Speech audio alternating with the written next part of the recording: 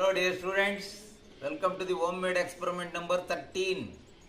ಅಂದರೆ 13ನೇ ಎಕ್ಸ್ಪೆರಿಮೆಂಟು ಇಂಗಾಲದ ಡೈಆಕ್ಸೈಡ್ ತಯಾರಿಕೆ. ಅದರ ಗುಣಗಳನ್ನು ತಿಳ್ತಕ್ಕಂಥದ್ದು ಮನೆಯಲ್ಲೇ ಉಪಯೋಗಿಸ್ತಕ್ಕಂಥದ್ದು.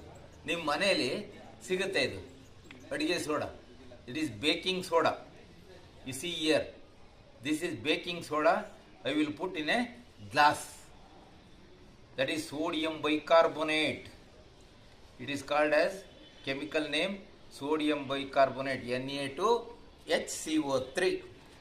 Yes, and generally almost all using the acid for floor washing, that is called dilute sulfuric acid. You take this carefully and put here. You observe the reactions takes place, Yes, you see, you observe. Yes, you see how this reaction takes place, Yes, there will be reaction done and liberates carbon dioxide. How we can test this one? Carbon dioxide is a non-supporter of combustion.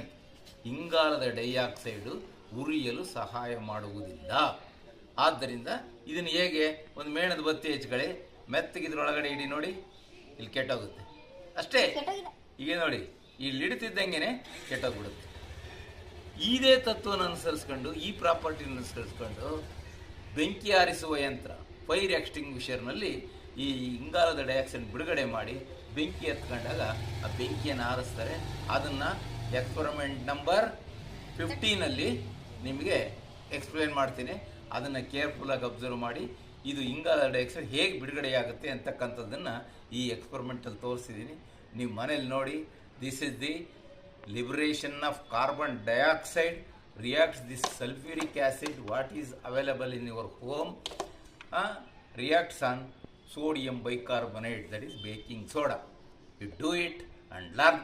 Thank you very much, dear students.